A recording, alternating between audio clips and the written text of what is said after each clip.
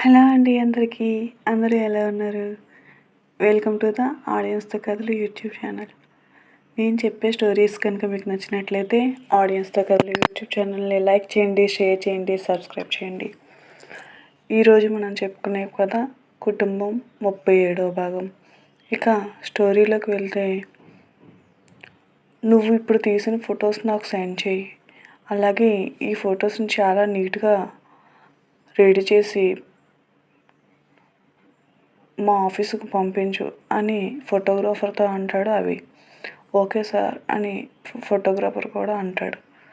ఇక ఫంక్షన్ అయిపోవడంతో అందరూ ఇంటికి బయలుదేరుతారు. అర్జున్, అలేఖ్య, రాఘవయ్య గారు ఒక కారులో, అభి, వేదాలు ఒక కారులో బయలుదేరుతారు. వేద లోపల బాధపడుతూ ఉంటుంది. అభి మాత్రం వేదకు తను ప్రేమించిన విషయం చెప్పాలని, వేదతో మాట్లాడాలని చూస్తూ ఉంటాడు. వేద విండోలోంచి బయటకు చూస్తూ బాధపడుతూ ఉంటుంది. వేదతో అభి, నేను నీతో కొంచెం మాట్లాడాలి వేద అని అంటాడు. వేద తన కన్నీళ్ళను తుడుచుకొని, ఇప్పుడు నాకు కొంచెం తలనొప్పిగా ఉంది అభి గారు, మనం తర్వాత మాట్లాడుకుందామా అంటుంది. వేద అలా అనడంతో అభి కూడా ఇంకేమీ మాట్లాడు. అందరూ ఇంటికి చేరుకుంటారు. ఎవరి గదుల్లోకి వాళ్ళు వెళ్ళి అందరూ ఫ్రెష్ అయ్యి నిద్రపోతారు. అభి కూడా ఫ్రెష్ అయ్యి వచ్చేటప్పటికి వేద నిద్రపోతూ కనిపిస్తుంది. వేద, తలనొప్పి తగ్గిందా అని అడుగుతాడు అభి. కానీ అటు నుంచి సమాధానం ఉండదు. ఓ నిద్రపోయావా అని వేద దగ్గరగా వచ్చి అభి వేద పక్కన ఉంటాడు. వేద పక్కన వచ్చి కూర్చుంటాడు. నా మనసులోని మాట ఈరోజు నీతో చెప్పాలనుకున్నాను, కానీ ఆ ఛాన్స్ నువ్వు నాకు ఇవ్వలేదు వేద అనుకుంటూ అభి వేదకు గుడ్ నైట్ చెప్పి వేద నిద్రపై చిన్న ముద్దు పెట్టి తను కూడా పడుకుంటాడు. అభి నిద్రపోయిన తర్వాత మెలకువగా ఉన్న వేద ఏడుస్తూ, ఎందుకు అభి గారు, ఎందుకు ప్రతిసారి ఇలా చేస్తున్నారు? నాకు ఇంత దగ్గరగా వచ్చి మీ ప్రేమ చూపించి అప్పుడే దూరం అయిపోతున్నారు. మీరు ఇంకొక అమ్మాయిని ప్రేమిస్తున్నాను, నా జీవితంలో నీకు స్థానం లేదు అని నాతో చెప్పాలని చూస్తున్నారు కదా, కానీ ఆ మాటలు విని తట్టుకునే శక్తి నాకు లేదు. ఇప్పటికే నా గుండె ముక్కలైపోయింది. ఇంకా దీనిని నేను బాధ పెట్టలేను. మీకు తెలుసా అభి గారు, మన పెళ్ళైన దగ్గర నుంచి మిమ్మల్ని నేను ప్రేమిస్తున్నాను. మీరు నన్ను దూరంగా ఉంచినా నేను మాత్రం మీకు దగ్గరగానే ఉన్నాను. మీకోసం చేసే ప్రతి చిన్న పనిలోనూ నాకు చాలా సంతోషం వచ్చింది. అసలు మీతో నా జీవితాన్ని చాలా ఊహించుకున్నాను. మనకు పుట్టబోయే పిల్లలు, ఇలా ఏవేవో ఊహించుకున్నాను. ఇప్పుడు అవన్నీ ఊహలు మాత్రమే. ఆకాశంలోని చంద్రుడు చూడగలం, కానీ చేతుల్లోకి తీసుకోలేం కదా. చేతుల్లోకి తీసుకున్నామని సంతోషపడినా అది ఒక భ్రమ మాత్రమే. అలాగే ఆ చంద్రుడిలాగే మీరు కూడా నాకు దగ్గరగా వచ్చినట్టే వచ్చి దూరం అయిపోయారు అభి గారు. నేను మీకు దూరంగా వెళ్ళిపోతాను అభి గారు. నేను మీ సంతోషానికి అడ్డంగా ఉండాలనుకోవడం లేదు అభి గారు అని, గుడ్ నైట్ అభి గారు అని వేద కన్నీళ్లతో ఆ మంచంపై పిల్లోని తడుపుతుంది. ఉదయం అభి నిద్ర లేచేటప్పటికి వేద పక్కన ఉండదు. ఎప్పుడు నేను లేచిన తర్వాతనే కదా తను లేచేది. ఇవాళ నేనే లేట్ అయినట్టున్నానని అభి ఫ్రెష్ అవ్వడానికి వెళ్తాడు. అభి ఆఫీస్కి రెడీ అయ్యి కిందకి వచ్చేటప్పటికి అలేఖ్య, అర్జున్ వెళ్ళడానికి సిద్ధంగా ఉంటారు. రాఘవయ్య గారు, వేద కూడా అక్కడే ఉంటారు. అదేంట్రా అర్జున్, అప్పుడే వెళ్ళిపోతున్నావు, 2 రోజులు ఉండొచ్చు కదా అంటారు రాఘవయ్య గారు.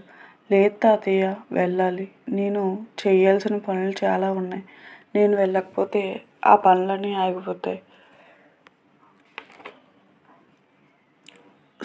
సరే, 2 రోజులు ఉంటావనుకున్నాను. కానీ అప్పుడే వెళ్ళిపోతానంటున్నావు. ఇక నీ ఇష్టం మరి. అలేఖ్య, నువ్వు కూడా వెళ్ళిపోతావా? అవును తాతయ్య, నేను కూడా వెళ్ళాలి. షూటింగ్ ఉంది.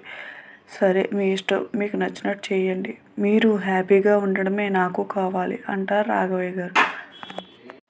అలేఖ్య షూటింగ్కి, అర్జున్ బెంగళూరుకి బయలుదేరుతారు.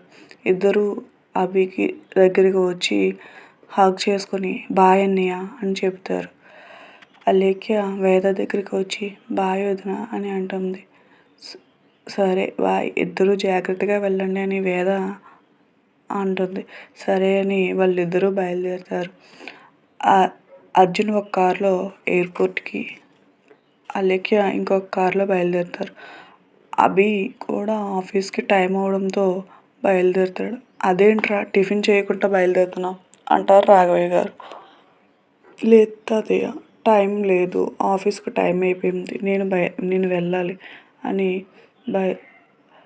బయలుదేరుతానని అభి వెళ్తుంటే, అభి గారు ఇదిగోండి మీకు టిఫిన్ ప్యాక్ చేసి పెట్టాను, ఆఫీస్లో తినండి అని వేద అభికి ఇస్తుంది. అభి ఆ బాక్స్ తీసుకొని హ్యాపీగా ఆఫీస్కి బయలుదేరుతాడు. బాయ్ అభి గారు, మీరు వచ్చేటప్పటికి నేను ఇక్కడ ఉండను అని వేద తనలో తానే అనుకుంటుంది అభిని చూస్తూ. అభి ఆఫీస్కి వెళ్ళగానే ఫైల్స్ చూస్తూ ఉంటాడు. సార్, 10 o'clockకి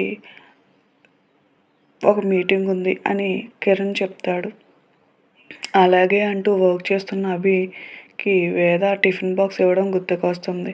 కిరణ్, టిఫిన్ చేసావా అని అడుగుతాడు కిరణ్ని. చేశాను సార్ అంటాడు. అభి టిఫిన్ బాక్స్ చూస్తూ చాలా మురిసిపోతూ ఉంటారు.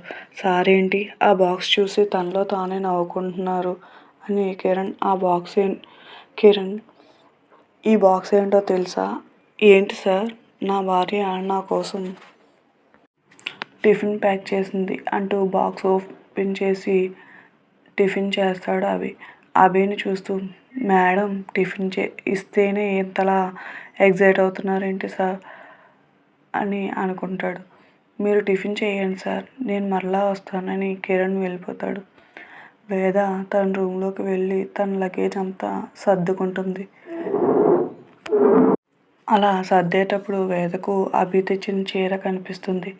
దాన్ని ప్రేమగా పట్టుకొని, అభి గారు, I miss you so much అని ఆ చీర మళ్ళీ లోపల పెట్టి మిగతా చీరలన్నీ పెళ్ళయి వచ్చేటప్పుడు తను తెచ్చుకున్నవన్నీ సర్దుకుంటుంది.